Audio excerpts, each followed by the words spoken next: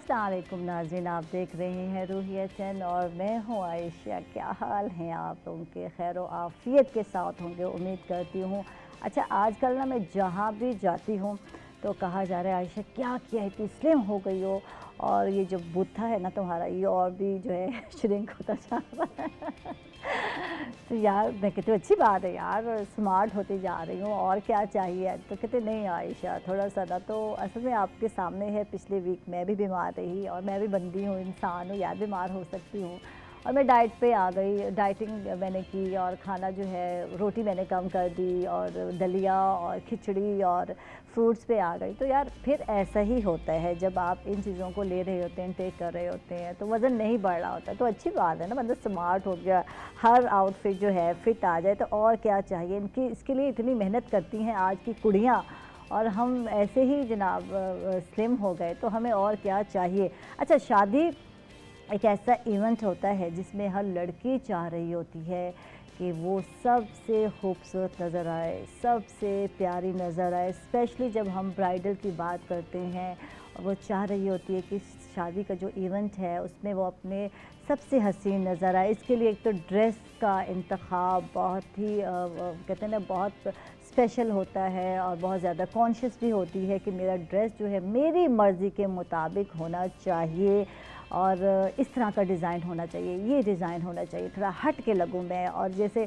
वो कहते हैं ना कि बहुत सारे डिज़ाइनों में थोड़ी गटमट हो जाती है यार, नहीं यार ये जो पहना हुआ है फ़लाने। और अक्सर होता है जब हम किसी भी बुटीक से जाकर ले लेते हैं, किसी भी जगह से शॉप से लेते हैं ब्रांड का, तो वो अक्सर मिल एक ही जैसे हो जाते हैं। लेकिन जब आप हमारे डिज़ाइनर आसिम मुनीर से बनवाएंगे, ड्रेस डिज़ाइन कराएंगे, जैसे कि मेरा ड्रेस बिल्कुल अलग है और मुनफरिद है, तो फिर यकीनन यकीनन आपका ड्रेस ज़बरदस्त होगा, लोग तारीफ़ करेंगे और आपको भी अच्छा लगेगा कि यार ये तो वही डिज़ाइन है जो मैं सोच रही थी, मैं इमेजिन कर रही थी यार, इसी तरह का ड्रेस होना चाहिए। सिंबल ऑफ स्टाइल, ये जैसे कि इनका नाम है, और ये स्टूडियो है यहाँ मुल्तान में, पहली मर्तबा ये स्टूडियो इंट्रोड्यूस कराया गया है, जहाँ आप जाएं अपनी पसंद, अपने ख़्याल के मुताबिक और अपनी पर्सनैलिटी के मुताबिक यार अपना ड्रेस डिज़ाइन करा सकते हैं।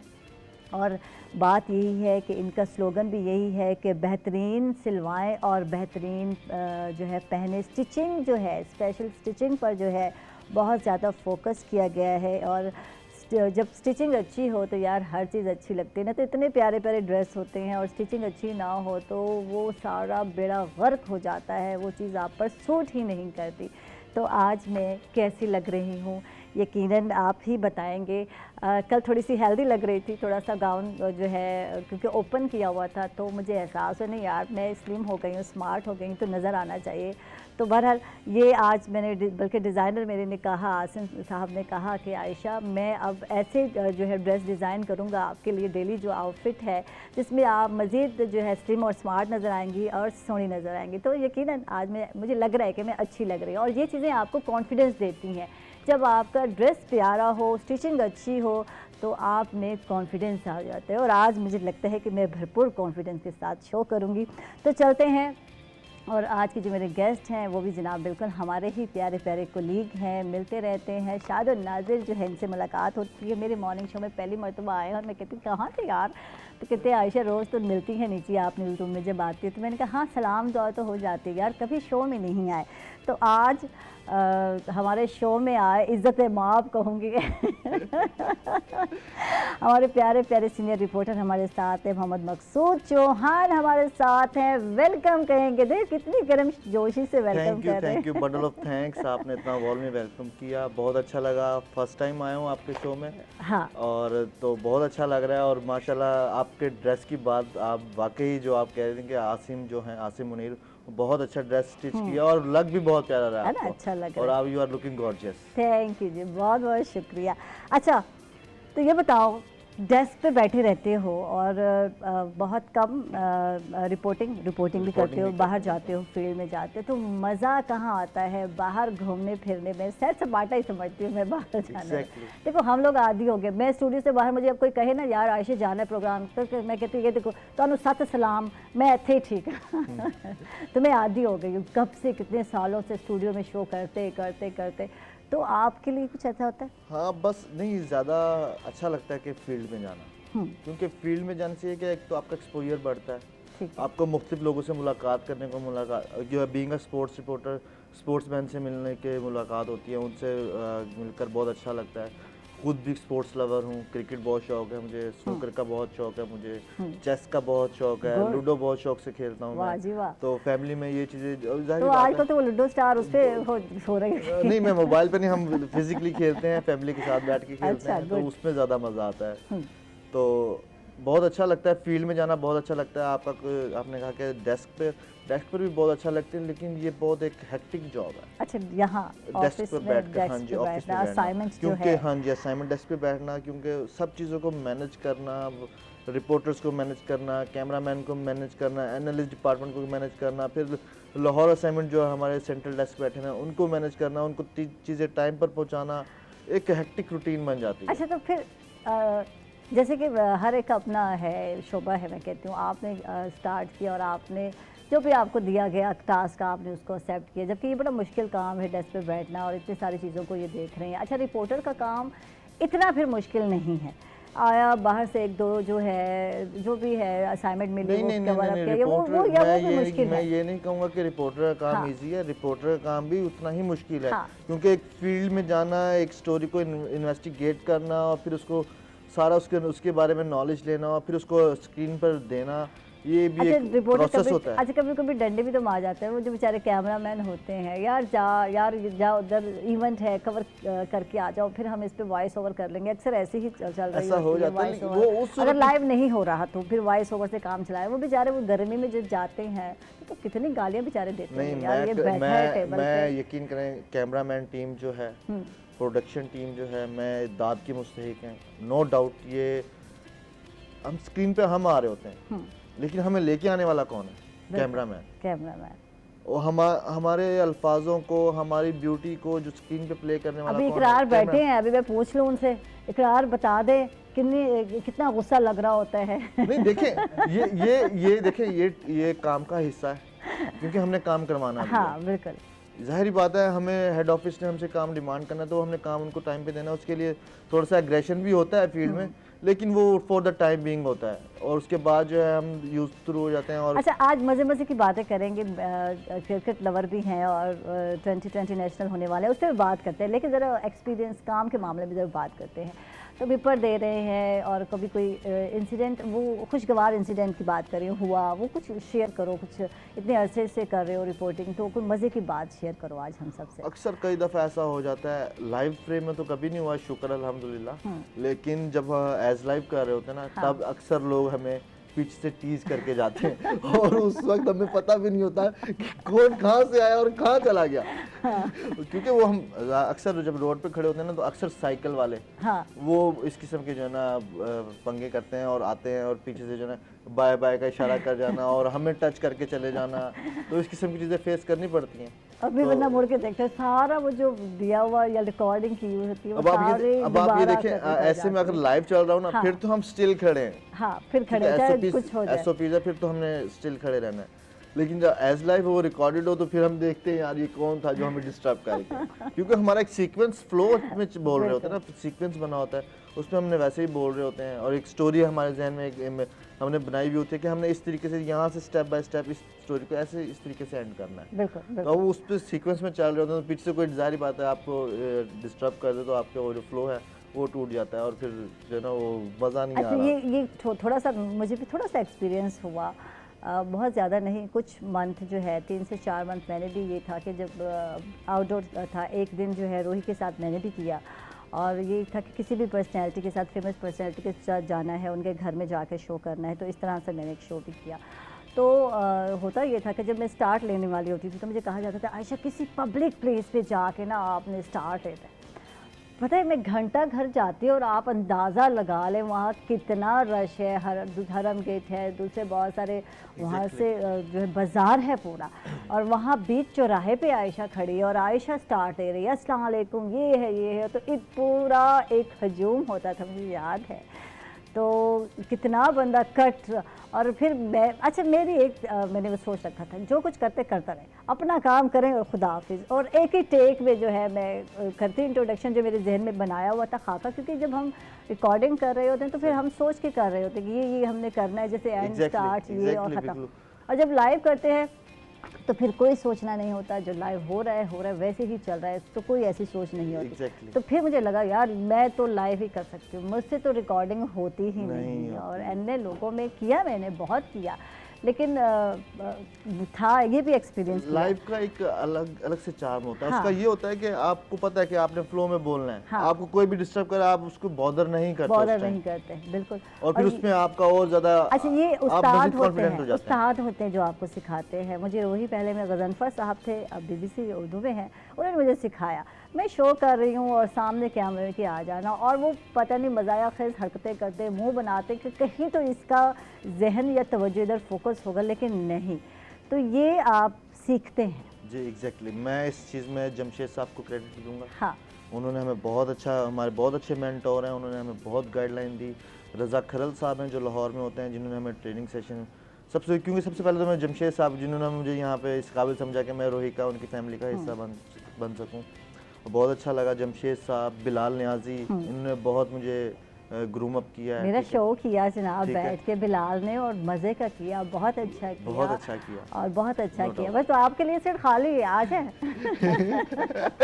तो मैं थक गई हूँ, अब ये आ मेरे जाए मेंटोर आप। हैं, इन्होंने मुझे बहुत रज़ा मलिक साहब, इन्होंने बहुत अच्छा सिखाया। फिर इसी तरह अगर असाइनमेंट में बात करें तो फ़ारूक साहब भी हैं, साजिद शकील साहब भी हैं, जिन्होंने मुझे सिखाया, और मैं आज यहाँ पे बैठा हूँ, और 4 साल हो गए हैं इस फील्ड में, और इस इदारे के साथ मेरा स्टार्टअप ही यहीं से था, ब्रॉटअप मेरा यहीं से ही है, इसी इदारे से है। Good। और मेरी ख्वाहिश होगी कि मैं जब जाऊँ तो मैं यहीं से रुखसत होकर जाऊँ।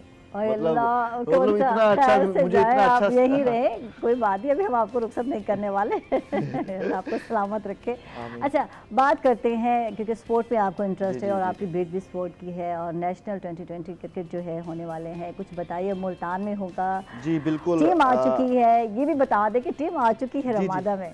PSL जिस तरीके से एक हमने देखा कि बहुत अच्छा मुल्तान ने एक हाउसफुल जो है ना दिया, और हमारा स्टेडियम क्राउडेड फुल होता था।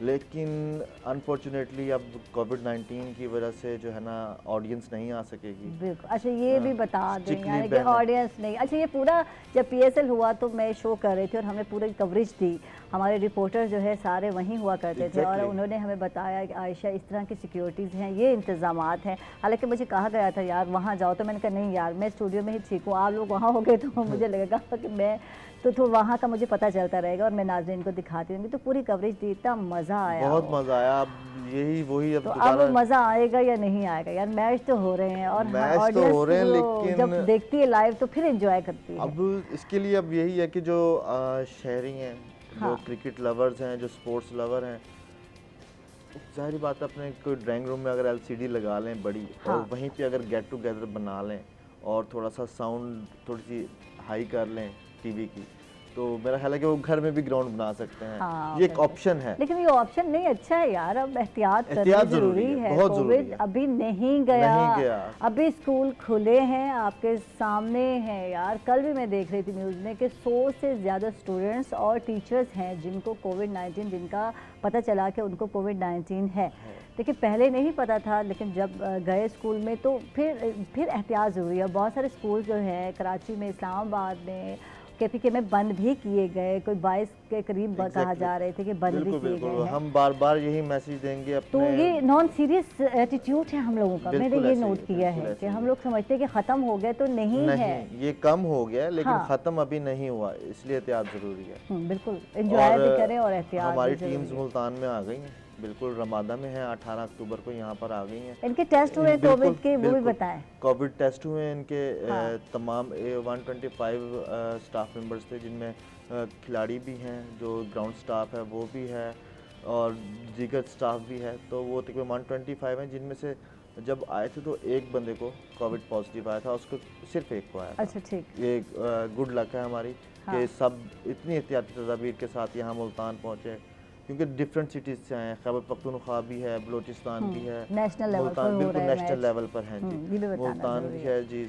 सदर्न पंजाब की भी टीम है। तो ये 6 एसोसिएशंस हैं जिनको डिवाइड किया गया है 6 एसोसिएशन पर। तो ये एक अच्छा एक्सपोजर होगा, एक अच्छा एनवायरनमेंट होगा। वैसे तो 2016 से मुल्तान स्टेडियम मैचेस हो रहे हैं, लेकिन मेरी कवरेज ये पहली होगी नेशनल T20 की। इससे पहले मैंने PSL की जो कवरेज किया वो मेरी अल्हम्दुलिल्लाह बहुत अच्छी रही। अनफॉर्चुनेटली कोविड उस टाइम पर आ गया था। हाँ बिल्कुल। और बिल्कुल। बहुत से मैचेस जो है ना पोस्टपोन्ड हो गए हैं। अब वो ही मैचेस जो हैं शिफ्ट कर दिए गए हैं लाहौर। ठीक। ठीक है। अब वो अक्टूबर में वो मैचेस हो रहे हैं PSL के, लेकिन वो लाहौर में हो रहे हैं। मुल्तान को फिर इग्नोर किया गया PSL के हवाले से। दोबारा लेकिन नेशनल T20 अच्छा यहाँ हो रहा है, ये बताएं कि एक तो इंतज़ामात कैसे हैं, टीम आ चुकी है और प्रैक्टिस कैसे जा रही है उनकी?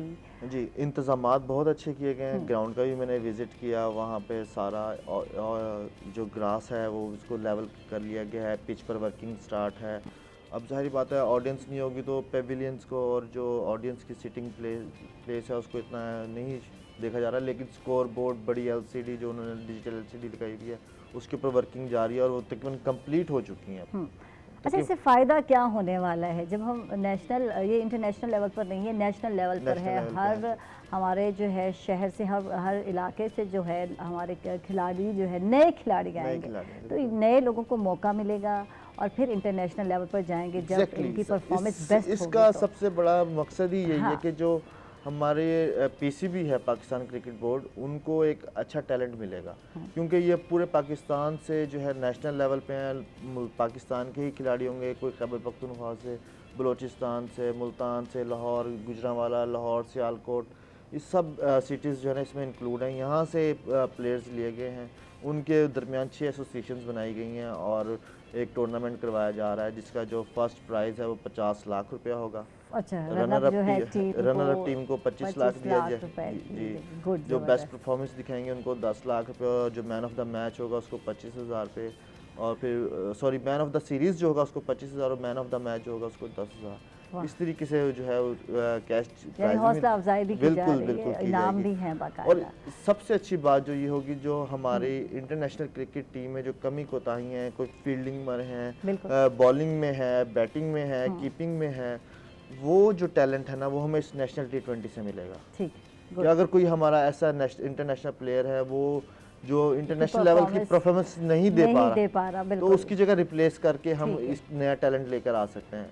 ठीक है। और वो जो बच्चे गली मोहल्लों में खेलते हैं उनको मौका मिल जाएगा यार। ये बच्चे जो है हमारे यूथ जो है बहुत इंटरेस्ट रखती है स्पोर्ट में आने का, और क्रिकेट का तो एक बुखार चढ़ता है। मैं कहती हूँ आजकल टाइफाइड बुखार बहुत आया हुआ है, इसके लिए मैं हैदर को रिक्वेस्ट करूँगी कि बाकायदा डॉक्टर बुलाएं। और आजकल टाइफाइड बुखार जिससे सुनते हैं, जहाँ भी सुनते हैं, ये बहुत फैला हुआ है, तो इस पर प्रोग्राम भी करना है। मुझे बुखार से याद आ गया कि मैं वहाँ भी, ये बात भी है, ये भी ज़रूरी है। तो ये जो क्रिकेट का बुखार है, क्रिकेट का बुखार, हाँ, ये बहुत बुरा होता है। ये बहुत बुरा है। ये ना देखता है गर्मी, ना देखता है सर्दी। हाँ। क्योंकि मैं जब स्टडीज़ करता था, लिटरली सर्दियों में, शदीद सर्दियों में, जब 5:30 बजे फजर का टाइम होता है और मेरा ख्याल है कि 7, सवा 7 बजे आके सूरज निकलता है ना, उन दिनों भी मैं सबसे पहले कोशिश होती थी टीम का बतौर कैप्टन, कोशिश होती थी कि ग्राउंड पहुंचे और ये मेरी पिच होगी, इसको मैंने मल लेना है कि इसमें यहाँ पे हमने खेलना है। और उसके ऊपर भी लड़ाइयाँ होती थी, दूसरी टीम के प्लेयर वो फजर से भी पहले पहुंचे हुए होते थे। अच्छा। तो ये एक क्रेज होता है बहुत इंटरेस्टिंग।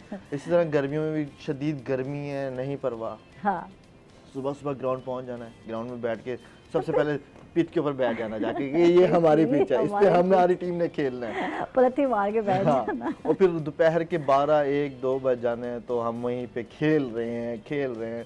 ये क्रेज था हमारा। अच्छा, तो घर वाले ने कभी कुटापा शुटापा नहीं लगाया, गुस्सा नहीं है अब्बा को, यार ये क्या है, ये लोग अपनी पढ़ाई पे तवज्जो नहीं दे रहे? अक्सर सवाल आता है, क्रिकेटर तो बन जाते हैं, इंटरनेशनल नाम भी आ गया, फेम भी आ गया, लेकिन स्टार्ट हो रहा होता है ना, तो उस वक्त आपको नहीं पता कि घर में इनके कितने मसाइल होते हैं, क्योंकि कोई भी नहीं चाह रहा होता कि बच्चा जो है किसी को नहीं पता होता कि फ्यूचर में जाके एक बड़ा क्रिकेटर जाके बनेगा।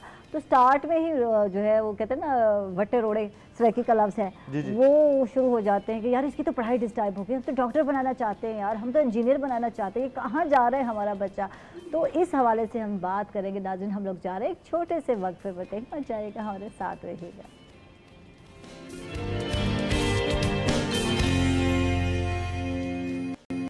वेलकम बैक नाजरीन, खुश आमदीद कहेंगे आपको एक मतलब फिर। और अब मैं आपको उन इंटेलिजेंट बच्चों से मिलाने जा रही हूँ जिन्होंने मुल्तान बोर्ड में नुमाया पोजीशन ली, नंबर लिए, और आज मेरे साथ है। आपको पता है कि मैट्रिक के रिज़ल्ट आ चुके हैं, इंटरमीडिएट के रिज़ल्ट भी आ चुके हैं, लेकिन अब जिन स्टूडेंट से मैं आपको मिलवाने जा रही हूँ उन्होंने मैट्रिक में बहुत ही अच्छे नंबर बोर्ड में लिए हैं। हमारे साथ हैं ईमान वसीम, और इन्होंने नंबर लिए हैं 1090 1100 में से।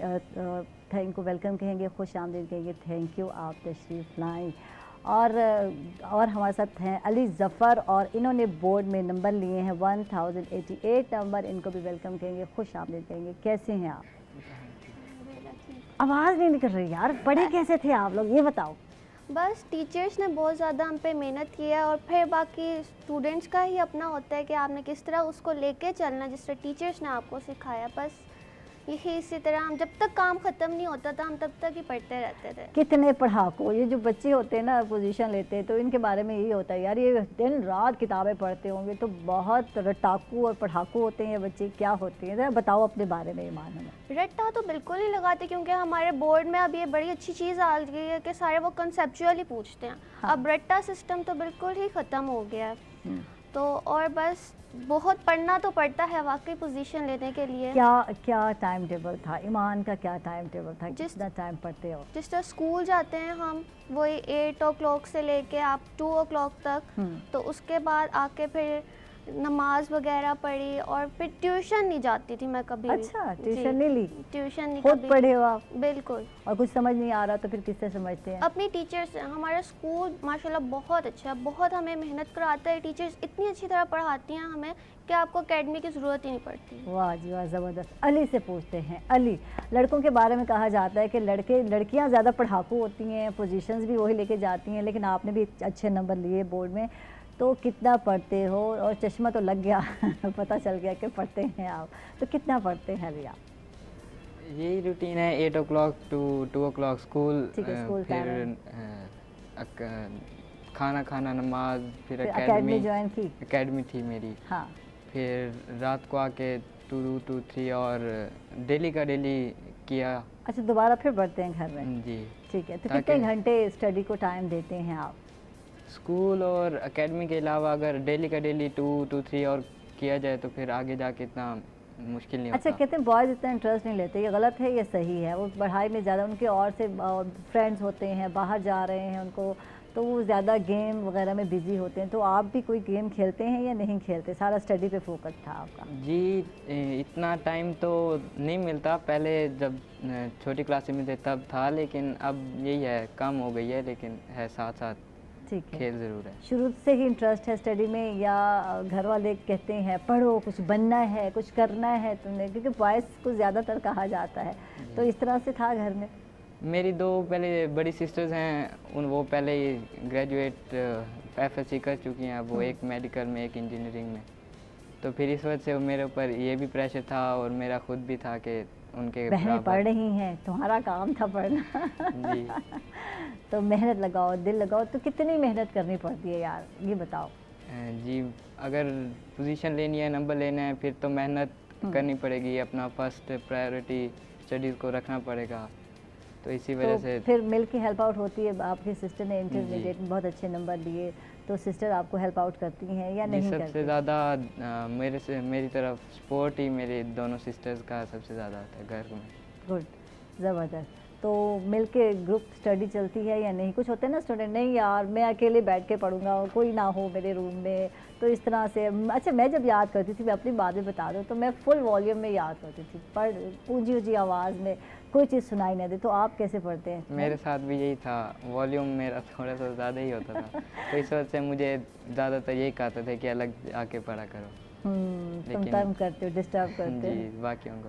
सही सही।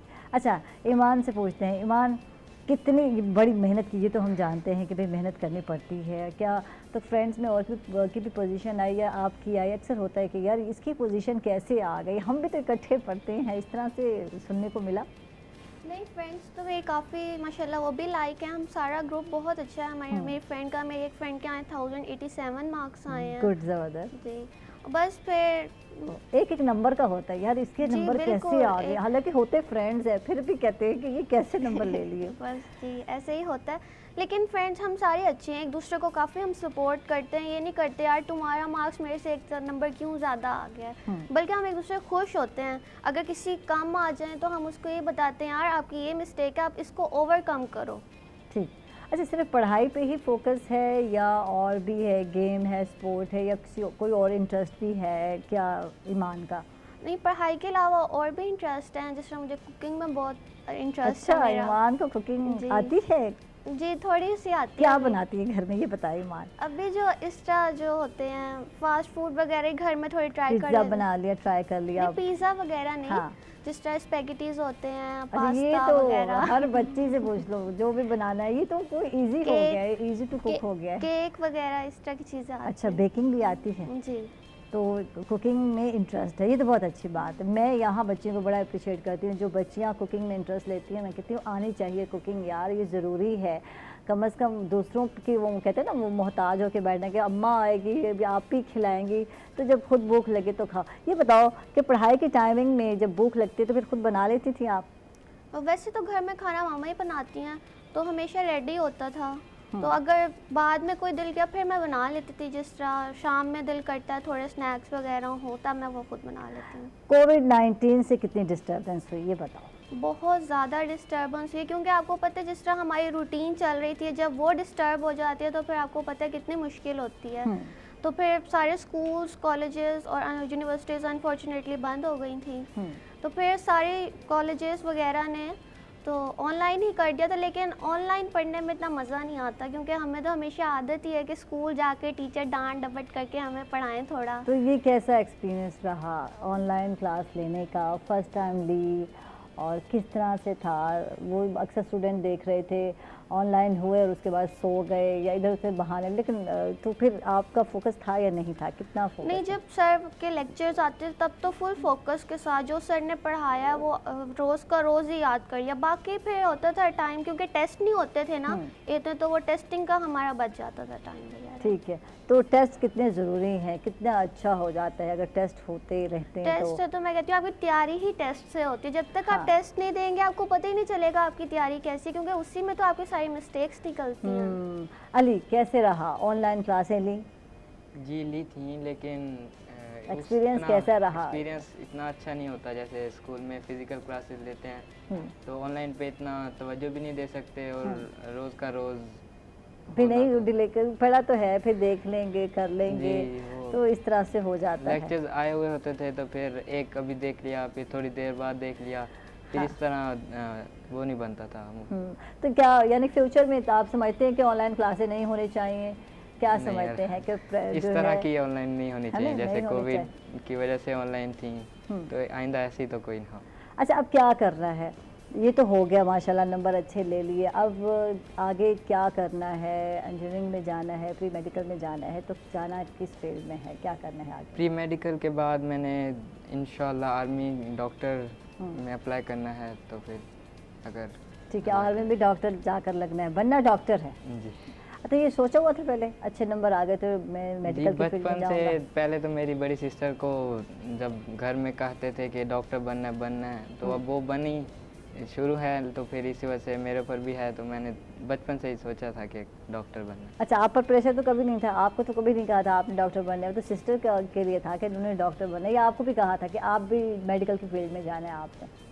हर किसी के घर से होता है कि बाकी मेडिकल के हमारे वालिदैन को ज़्यादा हो जाता है ना कि हाँ, ज़्यादा डॉक्टर हो साडा मुंडा या वो जो है बच्चा। अच्छा, तो आपका अपना इंटरेस्ट क्या? आज ये भी बता दो यार, एक स्टूडेंट्स जो है अपना इंटरेस्ट भी होता है, तो आपने क्या सोचा था? अभी भी बचपन है, ये नहीं कि आप बड़े हो गए हो, लेकिन जब आप छोटे होते हैं तो कुछ कोई बच्चा पायलट बनने का सोच रहा होता है, जहाज़ उड़ाऊंगा, कोई आर्मी में जाने का सोच रहा था, तो क्या सोच थी, क्या करूँगा मैं? बचपन में तो मुझे बहुत शौक था आर्मी का। तो फिर घर वालों ने कहा डॉक्टर, और मैंने भी डॉक्टर, तो फिर इसलिए अब आर्मी भी और मेडिकल मिला के आर्मी मेडिकल कर। अच्छा, गुड, ज़बरदस्त ज़बरदस्त। तो ईमान से जानते, ईमान ने क्या करना है? मैंने इंशाल्लाह आके तो डॉक्टर शेफ नहीं बनने का सोचा यार? सॉरी, डॉक्टर ही बनोगे तुसी? नहीं, ये क्या शेफ बात है? नहीं। अच्छे नंबर लिए तो सबने डॉक्टर ही बनना है, तो शेफ नहीं बनना कभी? शेफ वो पर साइड कोर्स वो हो भी तो जाता है। इंटरेस्ट है ना आपका? नहीं, शेफ साइड कोर्स में आ गया तो ठीक है, वरना नहीं। नहीं, डॉक्टर बनना है, प्रोफेशनल जो है डॉक्टर जी। ही बनना है, जी। ठीक है। तो इतनी ही आगे मेहनत करनी है, फुल मेहनत करनी है, जी इंशाल्लाह ऐसे ही। ठीक है।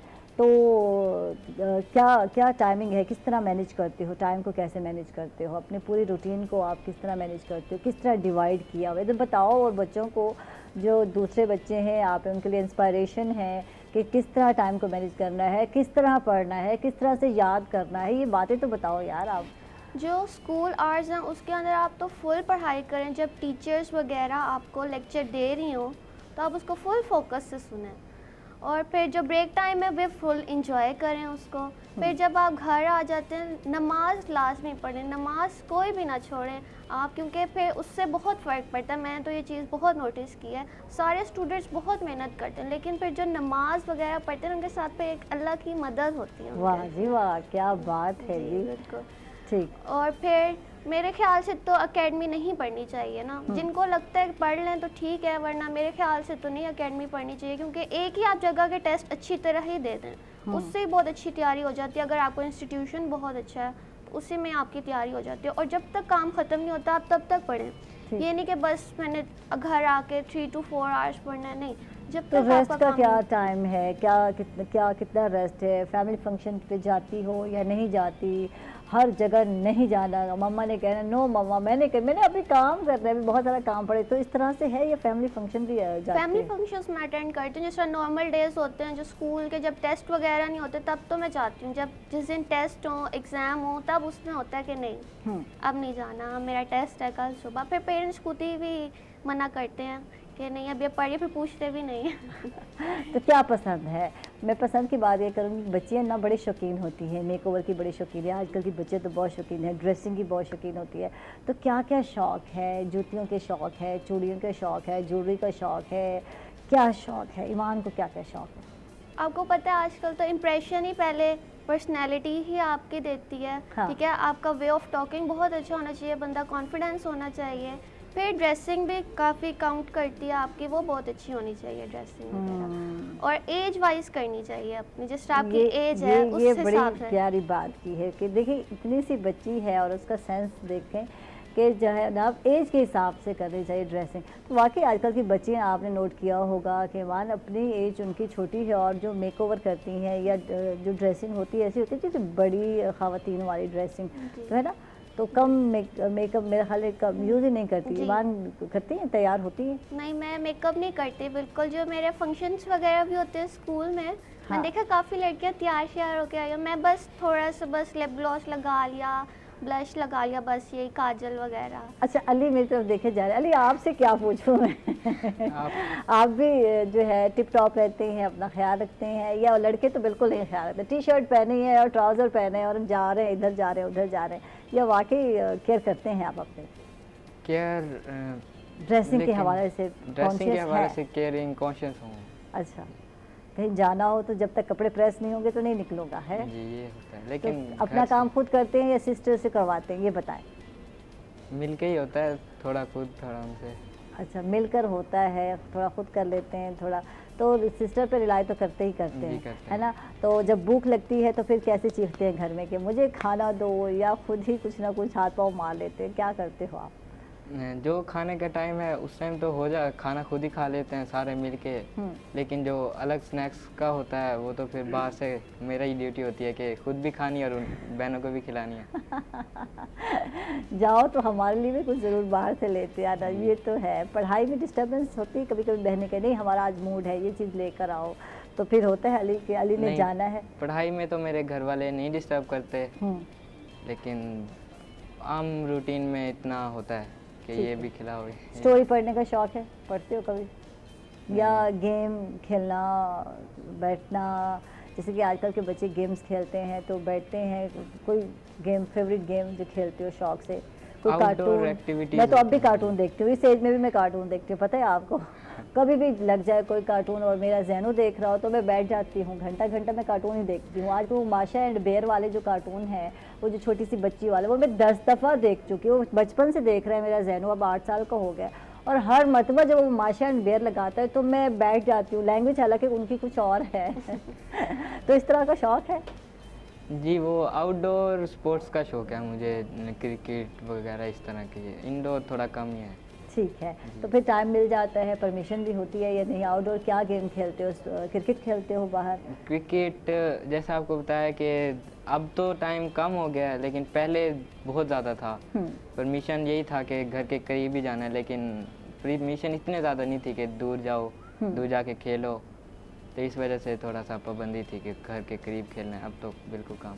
ठीक है, और दोस्त इकट्ठे हो जाते हैं। बॉयज़ तो घर टिकते नहीं है, घर टिकते हो या नहीं टिकते, ये बताओ ना ज़रा। नहीं, मेरा ज़्यादा टाइम घर में ही होता है। अच्छा, घर में होता आम है। रूटीन में भी घर। तो सख्ती अब्बा की कि घर में रहना है, नज़र आना है मुझे? नहीं, सख्ती नहीं, वो मेरे अगर फ्रेंड्स कहीं जा भी रहे हों तो मेरी तरफ से होता है कि मैंने नहीं जाना, तो घर वाले कहते हैं जाओ, लेकिन इतना ज़्यादा मैं बाहर नहीं निकलता। रूटीन बन गई है ना कि ज़्यादा बाहर नहीं घूमना, स्टडी पे फोकस कर रहे हैं अपना, और इधर उधर घूमेंगे तो फिर स्टडी बिल्कुल रह जाती है। तो ईमान से पूछते हैं, ईमान क्या क्या इंटरेस्ट हैं तुम्हारे, ये बताओ। अभी जैसे मैंने आपको बताया कुकिंग में मुझे इंटरेस्ट है। ठीक है। फिर सेकंड पर थोड़ा पॉलिटिक्स में भी है ओए इंटरेस्ट। होए, कुड़ी की बनेगी, ये डॉक्टर भी बनेगी, ये पॉलिटिशियन भी बनेगी, ये शेफ भी बनेगी। तो सियासत में क्यों इंटरेस्ट है, क्या वजह मेरे है? फादर जर्नलिस्ट है ना, वो जो मुल्तान का प्रेस क्लब है उसके वो एक्स प्रेसिडेंट रह चुके हैं, तो उस वजह से मुझे शौक है थोड़ा पॉलिटिक्स का। अच्छा, गुड, वेरी गुड। इंफॉर्मेशन रहती है। जर्नलिस्ट बनने का शौक नहीं है, पॉलिटिशियन क्यों बनना है आपने? बस थोड़ा, ताकि मुल्क के हालात हम ठीक कर सकें। क्या बदलने की ज़रूरत है? आज हम जानते हैं ना कि भाई ईमान क्या चाहती है, क्या चीज़ नज़र आती है आपके मुल्क में कि ये ठीक नहीं चल रही यार, इसको बदलना चाहिए। अगर आपको मौका मिले और आप हमारे जो है वज़ीर आज़म भी बन जाए भाई ईमान, तो क्या करेंगी, क्या चेंज लाएंगी, बताएं। पहले तो सबको ये कहते हैं हम वज़ीर आज़म बन जाएंगे तो हम ये करेंगे, हम ये करेंगे, हाँ। लेकिन जब बन जाते ना तब वो एक ही जगह बस सुन के अपना ही होता है इंटरेस्ट के, अब हम ये चीज़ ले लें, हम तो जो नीचे हमारे अवाम होती है वो उसको फिर इतना खातिर में नहीं लाते हैं वो। तो मेरे ख्याल से ये ओपन जिस तरह कचहरी वगैरह वो ज़रूर होनी चाहिए, ताकि आप डायरेक्टली आवाम से मिल सकें। जिस तरह यहाँ हमारे प्रोटोकॉल का बहुत है। अभी मैं पिछले दिनों सुन रही थी कि जब सीएम आए हुए थे पंजाब के, बिल्कुल, तो एक एम्बुलेंस रुक गई थी, उसकी वजह से एक पेशेंट की डेथ हो गई। तो मुझे बहुत अफसोस हुआ कि कहते हैं कि प्रोटोकॉल नहीं होना चाहिए, लेकिन फिर भी हो जाता है। इस चीज़ को हमें पहले ख़त्म करना चाहिए। ठीक है, प्रोटोकॉल अगर, अच्छा ये तो सभी कहते हैं, जब जो भी आते हैं वो आएंगे और प्रोटोकॉल नहीं लेंगे, लेकिन जब मिलती है वजारत या होता तो हर कोई खुश होता है, प्रोटोकॉल जो है अवेल करता है, ये सहूलत जो है। तो ये है कि अगर हो तो ये चीज़ आप समझते हैं ख़त्म होनी चाहिए। और क्या क्या चीज़ लगता है अगर आप आए और आप सियासत में आए तो आपको लगता है कि आवाम की क्या क्या टेंशनें नज़र आती हैं आपको रूटीन वाइज जो है? पाकिस्तान में सबसे पहले ना एजुकेशन बहुत अच्छी होनी चाहिए, क्योंकि अभी भी हमारे काफ़ी सारे बच्चे नहीं पढ़ पाते। देहातों वगैरह में जो रूरल एरियाज़ हैं उसके अंदर, उसमें बहुत ज़्यादा अच्छे इंस्टीट्यूशंस होने चाहिए। फ़ी हमारी माफ़ होनी चाहिए उन बच्चों की, इस तरह होना चाहिए। ठीक है। अच्छा, सब्जेक्ट में कौन सा सब्जेक्ट बहुत अच्छा लगता है जिसको पढ़ते बड़ा मज़ा आता है यार?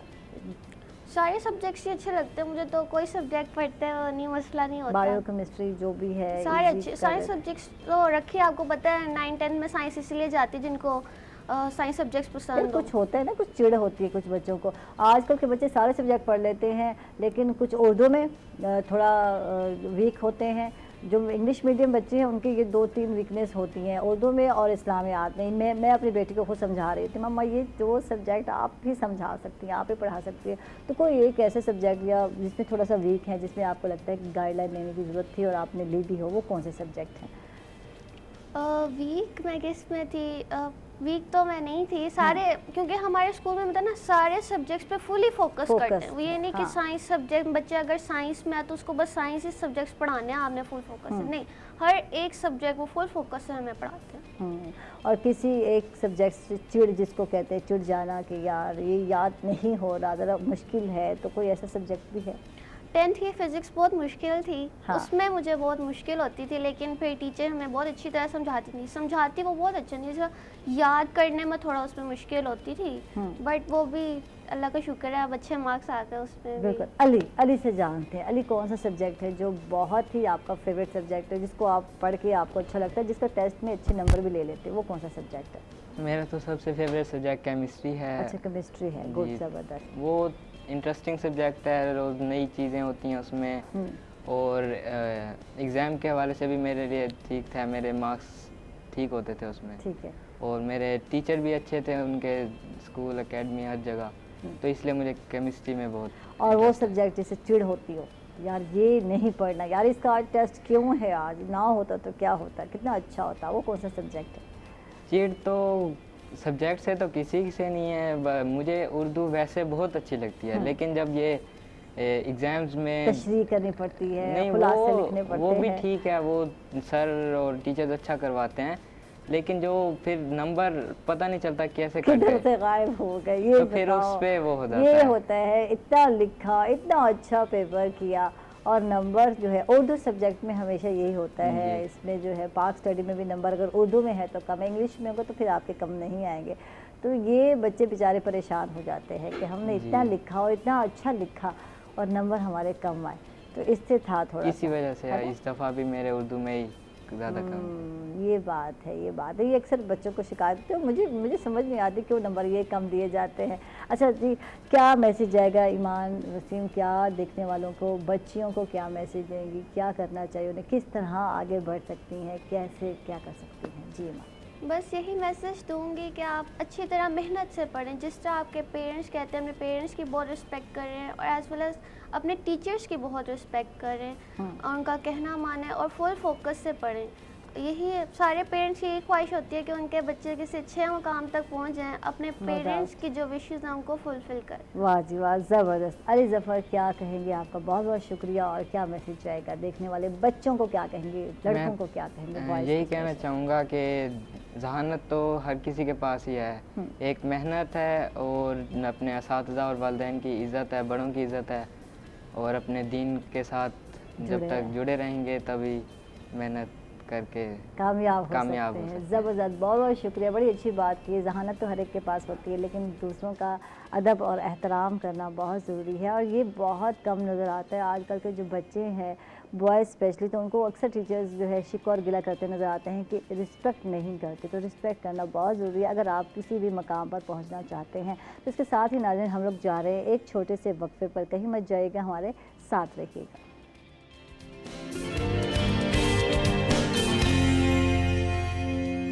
वेलकम बैक नाज़रीन, खुश आमदीद कहेंगे आपको एक मतलब फिर। और इंटरमीडिएट के भी रिज़ल्ट अनाउंस हो चुके, बोर्ड ने कर दिए, और जिन बच्चियों ने नुमाया पोजीशन ली और वो आज मेरे प्रोग्राम का हिस्सा है। अच्छा, इतने ज़हीन बच्चियों को देखकर मुझे अपना सारा वो जो ज़माना तालिब इल्मी याद आता है कि हम लोग कितने पढ़ाकू हुआ करते थे, और पढ़ पढ़ के उसके बावजूद भी पोजीशन नहीं ली मैंने। मजाक नहीं हो गया, तो ये हकीकत है कि पोजीशन नहीं आई मेरी, और मैं बड़ी पढ़ाकू हुआ करती थी, और जब नंबर आते थे तो मैं हैरान होती थी, यार मेरे नंबर कहाँ जाते हैं। आजकल तो माशाल्लाह इतने इतने नंबर आ जाते हैं। तो अब जो बच्ची मेरे साथ है ICS में, उन्होंने 1040 नंबर लिए हैं। अनीसा सलीम है हमारे साथ, इनको वेलकम कहेंगे, खुश आमदीद कहेंगे। थैंक यू अनीसा, और आपको मुबारक भी हो, बहुत बहुत मुबारक हो। Thank you so much. Thank you. और हमारे साथ जो सेकंड बच्ची है मेडिकल में, उन्होंने FSC में जनाब फातिमा ज़हरा ने 1044 यानी 44 नंबर लिए हैं, इनको भी वेलकम कहेंगे, खुश आमदीद और बहुत बहुत मुबारक हो आपको। और जो अगली बच्ची है उन्होंने 1038 नंबर लिए हैं इंजीनियरिंग में, महजेब ने, उनको भी वेलकम कहेंगे, खुश आमदीद कहेंगे और बहुत बहुत मुबारक हो। तो बच्चों खैर मुबारक भी ज़रा ज़ोर से बोल दो।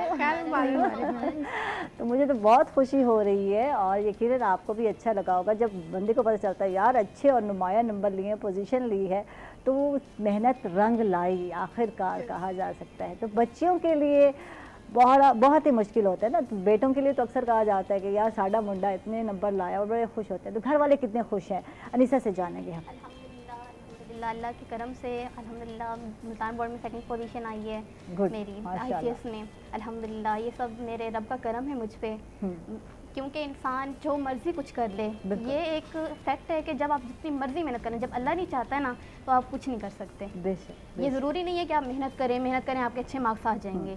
ये जब तक अल्लाह ताला नहीं चाहेंगे ना आप नहीं, ये दो काम है, अल्लाह ताला ने बहुत अल्लाह सारी blessing। चीज़ों में ना आपकी मेहनत को भी रखा है। अब आप ये कहें हम सोए रहें और यार पेपर दें, तो ऐसा मुमकिन नहीं है। ठीक है, अल्लाह मियाँ हर चीज़ में अल्लाह मियाँ का हाथ है, बग़ैर अल्लाह मियाँ की मदद के कुछ नहीं हो सकता। लेकिन स्टूडेंट की भी मेहनत है। जो लोग स्टूडेंट मेहनत नहीं करते और छोड़ देते हैं यार कि नहीं बस हो जाएगा, तो वो कामयाब भी नहीं होते। तो यकीनन आपने मेहनत की, दिन रात मेहनत की और फिर जाके कामयाबी हुई। तो क्या रूटीन थी, आज रूटीन बताओ, जो स्टूडेंट्स घर में आपको देख रहे हैं उनको पता चले कि अगर इस रूटीन से हम लोग पढ़ते हैं, इस तरह से पढ़ते हैं, तो हम भी इस तरह से अच्छे नंबर ले सकते हैं। तो अब मैं तीनों से जानूँगी स्टेप बाय स्टेप, पहले आपसे ही जानूँगी अनीसा, क्या रूटीन थी स्टडी की, किस तरह जो है टाइम सेट किया हुआ था, क्या फोकस था, कुछ बताओ इस हवाले से। पहले तो यानी कि ये था कि सिर्फ स्टडी थी मेरी। पहले अब मेरी मामा की 2 साल हो गए डेथ हुई है, लेकिन मामा की डेथ से पहले हमारी सिर्फ स्टडी पे फोकस था। यानी मामा कोई काम नहीं करने देती थी, मामा कहती थी जस्ट आपने पढ़ना है। सारे फैमिली में कहते थे नहीं बेटियाँ इन्हें कुछ सिखाओ, मामा कहती नहीं बेटियों के लिए ज़ेवर तालीम से बढ़कर कुछ नहीं। गुड। तो जब मामा की डेथ हुई फिर घर में संभालना पड़ा, यानी मेड भी थी लेकिन फिर भी संभालना पड़ा घर को। घर और के बगैर तो नहीं चलता। तो अब जो कॉलेज में आके रूटीन थी मेरी, सबसे पहले सुबह उठना, नमाज़ पढ़ना, तिलावत कुरान पाक करना, फिर उसके बाद नाश्ता बनाना बाबा के लिए, क्योंकि बाबा मेड्स का नहीं खा सकते, तो सबसे नाश्ता बनाना, फिर यानी कॉलेज की तैयारी करना, और हमारा होता था डेली टेस्ट सिस्टम सुबह, फिर उसको एक मरतबा रिव्यू करना। फिर कॉलेज आते थे, माशाल्लाह बहुत अच्छा, मैं I am from Britain international college, बहुत अच्छा यानी सिस्टम है हमारा वहाँ पे, बहुत प्यार मिलता है, हमें बहुत प्यार मिलता है, बहुत अच्छा पढ़ाया जाता है वहाँ पे। मेरा नहीं ख्याल कि मेरे 2 साल वहाँ पे गुजरे हैं, मेरा नहीं ख्याल कि मैं पूरे पाकिस्तान तो क्या पूरी दुनिया में इस जैसा तालीमी निज़ाम नहीं देख सकूँगी। ठीक, गुड। फिर कॉलेज में हमारा टेस्ट होता था, फिर उसके बाद हमारे लेक्चर्स होते थे, फिर ब्रेक होता था, ब्रेक में हम इंजॉय करते थे, फिर हमारे दोबारा लेक्चर्स होते थे। और अल्हम्दुलिल्लाह इतने अच्छे टीचर्स मिले, उन्होंने इतना प्यार दिया, इतने प्यार से पढ़ाया।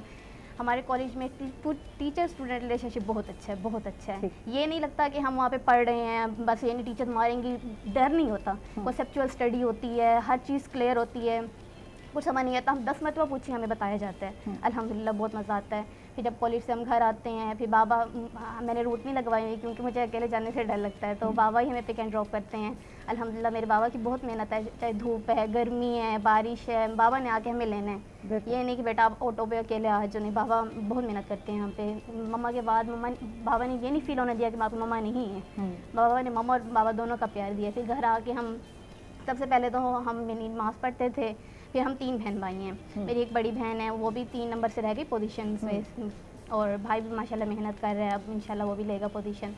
तो हम जब घर आते हैं, नमाज़ वगैरह पढ़ी, फिर खाना वगैरह खाया, बना हुआ होता था, तो फिर यानी हमने फिर स्टडी को टाइम किया, फिर रेस्ट किया, रिलैक्स किया, और फिर इवनिंग में जो है सारा काम किया। कितने घंटे देते हो घर में आके, या ट्यूशन भी लेते रही है? ट्यूशन हमारे कॉलेज का भी एम है और मेरा खुद का भी है कि इंसान ट्यूशन में इतना नहीं कर सकता।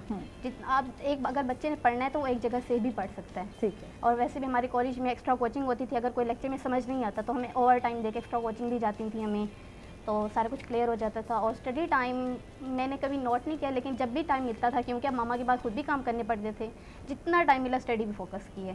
ठीक है। अच्छा जी, फातिमा तो ज़हरा से जानते हैं, क्या रूटीन रही फातिमा? मैम पहले तो नमाज़, फजर की नमाज़ अदा करने के बाद रिवाइज़ करती थी कॉलेज का जो भी टेस्ट होता था, क्योंकि मेरा ख्याल है रिवीजन बहुत ज़रूरी है। ठीक। वो रिवाइज़ करके कॉलेज चले जाते थे, बाबा ही छोड़ के आते थे, बाबा ही लेके आते थे। कॉलेज में मेरा ख्याल है सबसे ज़्यादा इंपॉर्टेंट चीज़ होती है कंसंट्रेशन। हाँ बिल्कुल। जितना कंसंट्रेशन से लेक्चर सुनते हैं ना वो फिर बेस्ट हो जाता है। हाँ अक्सर स्टूडेंट होते हैं कहते हैं घर में कर लेंगे, ये कर लेंगे, एग्जैक्टली तो वो लोग बहुत फिर आगे जाके बहुत ट्रबल बहुत करता है वो trouble हो मसला। जाते हैं, बिल्कुल नो डाउट। 50% लेक्चर तैयार हो जाता है अगर कंसंट्रेशन से सुने तो, फिर बाकी 50% घर पर आकर टाइम देना ज़रूरी होता है। बिल्कुल। और मेरा ये है कि सिर्फ फोकस स्टडीज़ पर है, सिर्फ पढ़ना होता है, मेरे जिम्मे सिर्फ ये काम है। ठीक है, तो फिर मैं जो तो जिम्मेदारी नहीं कि नहीं है। ठीक है। मेरे बाबा यही कहते हैं कि बस जो चीज़ करो, डॉक्टर बनना है, इंजीनियर बनना है, whatever you want to be, जिस फील्ड में भी जाओ उसमें बेस्ट हो। ठीक। तो उस लिहाज से मैं बहुत मेहनत करती हूँ और अल्हम्दुलिल्लाह उसकी वजह से और अल्लाह ताला ने भी बहुत साथ दिया और इसकी वजह से 1044 मार्क्स आए हैं मेरे। गुड, ज़बरदस्त।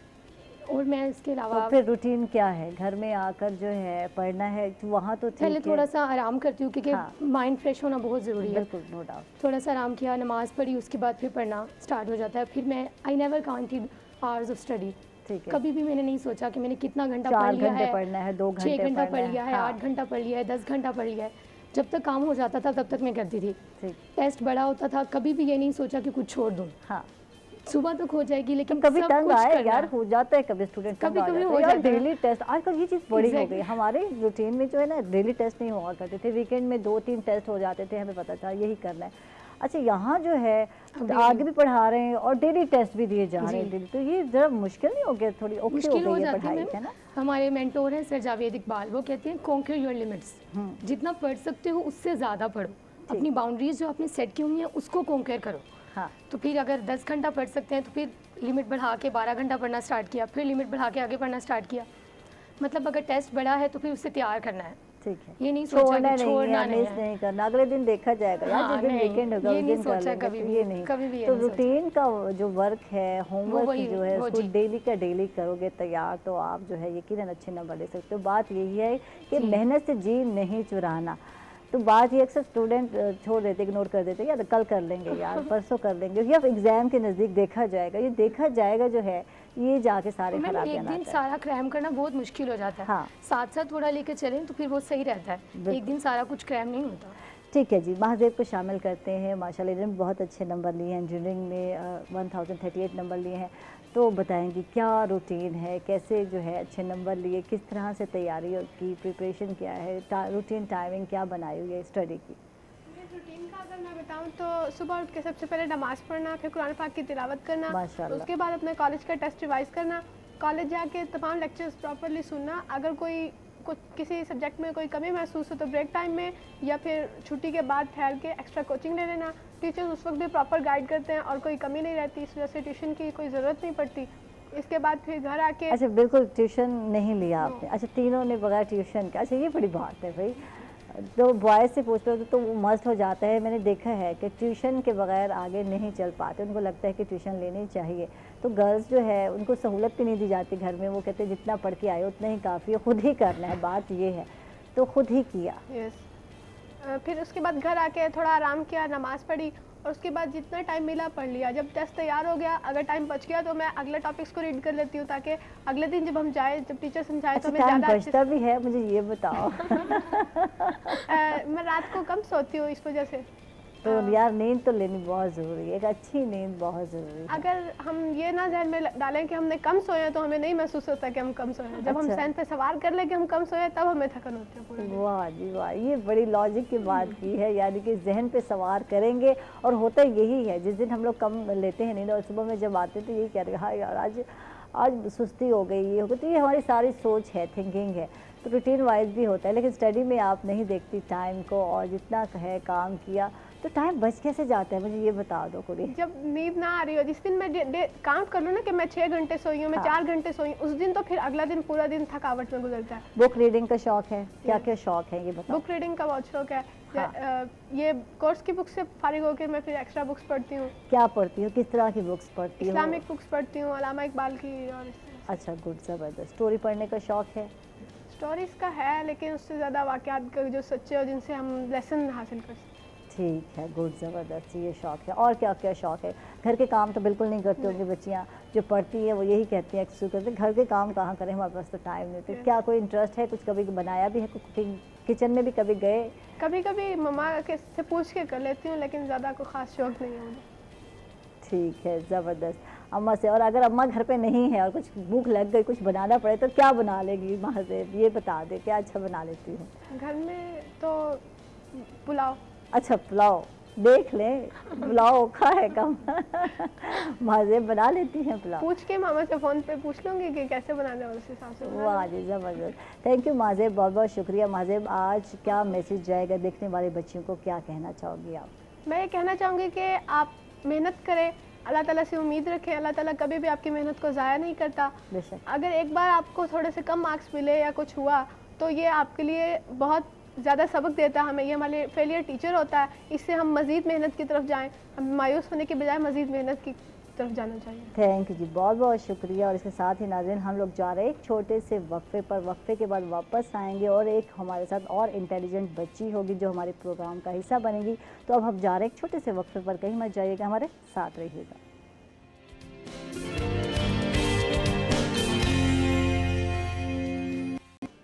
वेलकम बैक नाजरीन, खुश आमदीद कहेंगे आप एक मरतबा फिर। और माहम आ चुकी हैं हमारे साथ, 1022 नंबर लेकर जनाब नुमाया पोजीशन ली है इंजीनियरिंग ग्रुप में, इनको भी वेलकम कहेंगे, खुश आमदीद और बहुत बहुत मुबारक हो माहम आपको। Thank you so much.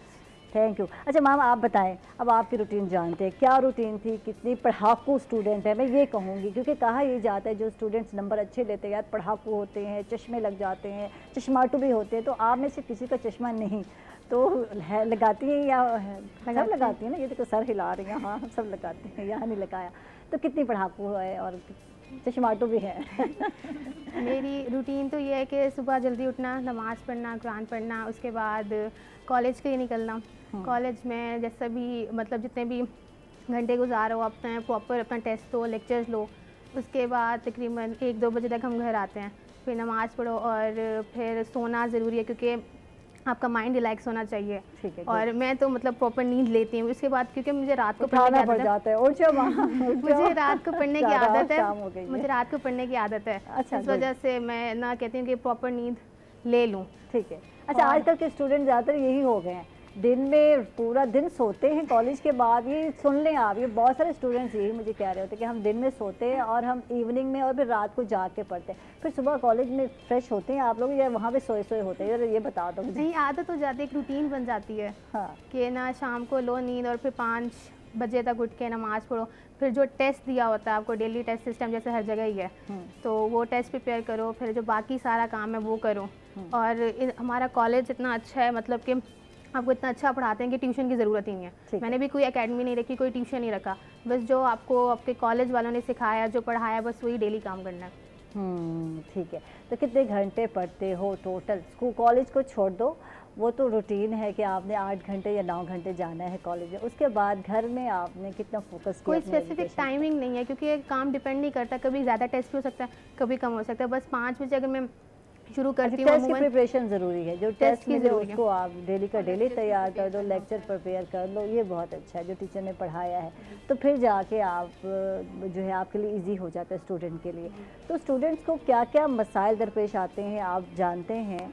तो क्या क्या होते हैं स्टडी के दौरान आपको प्रॉब्लम्स आते हैं? मैं आपसे निशा जानूँगी। मेरा और तो कुछ नहीं था, बस ये था कि अचानक ही मामा की जब डेथ हुई ना, तब मेंटली ज़रा स्ट्रेस हो गया था कि क्योंकि मैं एक बेटी का कनेक्शन होता है माँ के साथ। यार माँ तो माँ है यार, बेशक, यकीनन। और बस मामा के बाद फिर अपने आप को ओवरकम किया हमने, अपने अंदर खुद कॉन्फिडेंस पैदा किया कि हम कर सकते हैं। मामा की ब्लेसिंग, मामा की दुआएं हैं हमारे साथ, अल्लाह की ब्लेसिंग है हमारे साथ, बाबा की मेहनत है, टीचर्स की एफर्ट्स हैं। फिर मेरे टीचर्स, मेरी मैम सादिया आमिर है प्रिंसिपल, उन्होंने बहुत मोटिवेट किया। उन्होंने फील नहीं होने दिया कि आपकी मामा की डेथ हो गई। वो बिल्कुल ये नहीं करती थी कि मैं प्रिंसिपल हूँ, वो ऐसे फील करती थी कि जैसे मेरी मदर हो। बहुत अच्छा, बहुत अच्छा। उन्होंने फिर ये बहुत यानी कोऑपरेट किया डेली। मेरा हम सब बच्चों को, मैंने आज तक ऐसी प्रिंसिपल नहीं देखी जो डेली बच्चों को बुला के अपने ऑफिस में एक एक टेस्ट चेक करें, उनको फिर गाइडलाइंस दें। मेरी मैम सादिया डेली हमें बुलाती थी ऑफिस में, जो हमारा टेस्ट होता था उसी वक्त हमारा चेक होके मिलता था हमें। फिर मैम के ऑफिस में जाना होता था हमने, मैम हमारे सारे डिस्कस करती थी, जो हमारे वीक पॉइंट्स होते थे हमें क्लियर करवाती थी और कॉन्फिडेंस देती थी। अच्छा, आईसीएस आपने किया और उसमें आपने नुमाया पोजीशन भी हासिल की, तो इसमें कौन सा ऐसा सब्जेक्ट है जिसमें लगता था कि थोड़ा वीक होते हैं ना कोई सब्जेक्ट जिसमें फिर मेहनत की ज़रूरत पड़ती है कि क्या कर रही है मेहनत, तो कौन सा ऐसा सब्जेक्ट है जिसमें आपको लगा कि मेहनत करने की ज़रूरत है और फिर उस पर फोकस किया? बाकी तो और कोई नहीं, लेकिन मुझे उर्दू और इंग्लिश में ज़्यादा मेहनत करनी पड़ी, क्योंकि उर्दू और इंग्लिश में मार्क्स लेना बहुत मुश्किल हो जाता हाँ है। बिल्कुल, no बहुत doubt। मुश्किल। फिर उसमें मेरे टीचर्स ने की बहुत एफर्ट है। ये मेरे टीचर्स ने ये नहीं कहा कि हमने पढ़ा दिया लेक्चर में, आपको वही नहीं सुन सकती थी आप। मैंने जितनी मैं घर आके एक्स्ट्रा कोचिंग भी वहाँ लेती थी, कि घर आके मैं कहती थी कि मुझे ये समझ नहीं आया, मैंने कॉल कर देनी सर को, मैम को, सारा उन्होंने बताना मुझे दोबारा। ये नहीं कहा कभी कि मैं अभी तो कॉलेज में पढ़ा के आई हूँ, एक्स्ट्रा कोचिंग भी आपको दी ये है। अच्छे स्टूडेंट हैं जो कॉल कर देती है लीडर होकर, नहीं तो सोचते रहते हैं स्टूडेंट करें या ना करें, टीचर का क्या रिप्लाई। लेकिन टीचर अगर वेलकम कहते हैं तो मोस्ट वेलकम होना भी ऐसे चाहिए। फातिमा तो ज़ारा, तो कौन सा सब्जेक्ट है जो औखा है मेडिकल की? जब हम बात करते हैं तो ये सारे औखे औखे सब्जेक्ट हैं कुड़ी। मैं तो आधा जो है मेडिकल छोड़ के भाग गई थी, मुझे लगा था कि भाई मुझसे नहीं होता रातों को जागना और लेट नाइट तक टेस्ट तैयार करना। तो कौन सा सब्जेक्ट है जो थोड़ा मुश्किल मुझे लगता तो थोड़ा सा केमिस्ट्री में प्रॉब्लम होता था। उसके लिए कॉलेज में फिर अल्हम्दुलिल्लाह बहुत अच्छा सिस्टम था एक्स्ट्रा कोचिंग का। तो फिर 2 आवर्स एक्स्ट्रा स्टडी में सिर्फ केमिस्ट्री की करती थी। दूसरी मैम होती थी वो मुझे फिर केमिस्ट्री पढ़ाती रहती थी। तो 2 टीचर्स से मैंने केमिस्ट्री पढ़ी है, फिर ये मार्क्स आए हैं। ठीक है। केमिस्ट्री में मसला होता था, बाकी नहीं था। लिटरेचर सब्जेक्ट को भी उतनी ही अहमियत देने की ज़रूरत है जितनी कि बायो, फिजिक्स और केमिस्ट्री को, फिर बिल्कुल। अच्छे मार्क्स आ जाते। ठीक है। माहम कौन सा सब्जेक्ट? थोड़ा सा मसला होता था, हाँ। क्योंकि फिजिक्स में ज़रूरी है कि आपके कॉन्सेप्ट्स बहुत अच्छे हों। ठीक। तो फिज़िक्स के कॉन्सेप्ट बनाने के लिए ना थोड़ा मसला होता था, लेकिन हमारे सर हमें बहुत अच्छा गाइड करते हैं। हमें एक्स्ट्रा क्लासेस उन्होंने दी थी कि आए समझें, क्योंकि फ़िज़िक्स पे ग्रिप हासिल करना बहुत ज़रूरी है।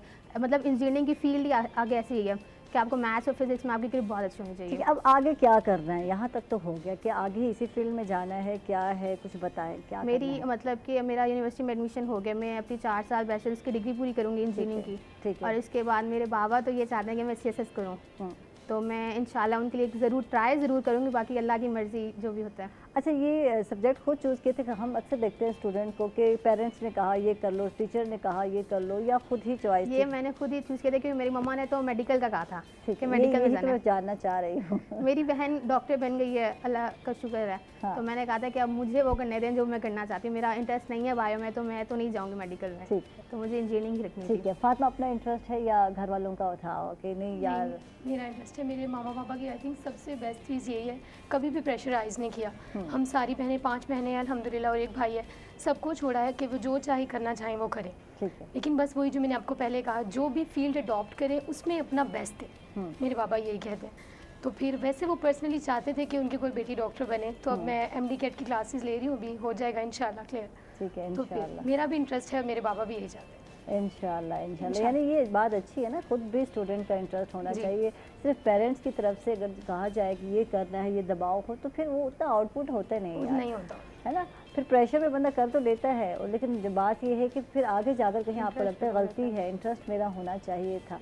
तो ये बात सही की है। अनीसा आपसे जानना चाहेंगे क्या करना है आगे, क्या सोचा है? मेरे मामा बाबा ने कभी हमें प्रेशराइज नहीं किया, बस मामा और बाबा का यही एम था कि मेरे बच्चे जहाँ भी जाएं टॉपर रहें। और अल्हम्दुलिल्लाह हम तीनों बहन भाई नर्सरी क्लास से जहाँ भी जा रहे हैं फर्स्ट पोजीशन अल्हम्दुलिल्लाह। बस बाबा का यही था कि मेरे बच्चे जहाँ भी जाएं अच्छा अपना बेस्ट दें, तो इसलिए अच्छा इंस्टीट्यूट हमें प्रोवाइड किया। बाबा की एफ़र्ट्स हैं, बाबा की मेहनत है, अच्छा इंस्टीट्यूट हमें प्रोवाइड करते हैं हमेशा। और बस थैंक यू जी, बहुत बहुत शुक्रिया। अनीसा सलीम हमारे साथ ही बहुत अच्छा। शॉर्ट सा मैसेज थोड़ा सा क्या जाएगा आज के दिन, क्या कहोगे आप?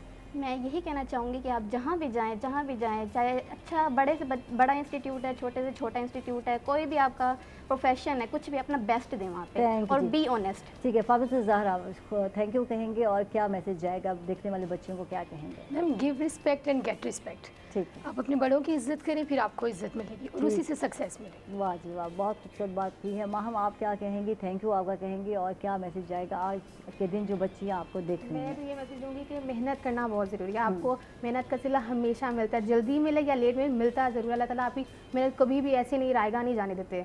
तो मेहनत करना, हार्ड वर्क करना बहुत ज़रूरी है। उसके साथ इज़्ज़त भी बहुत ज़रूरी है, अपने पेरेंट्स और टीचर्स की इज़्ज़त बहुत ज़रूरी है। थैंक यू जी, बहुत बहुत शुक्रिया। और बच्चियों में तो ये बात मैंने देखी है कि बच्चियाँ हमेशा जो है रिस्पेक्ट करती नज़र आती हैं, और हम भी ऐसे ही थे। और आज जी बिल्कुल मेरे साथ जो बच्ची थी आप ईमान वसीम, तो उनकी वालदा पता है मेरी टीचर है, और मैं दूर से बैठी देख रही थी और मैंने पहचाना, और मैंने कहा कि आपने तो मुझे DCOM में पढ़ाया था। तो कहती आप हमारे बैच में दूसरे बैच में थी।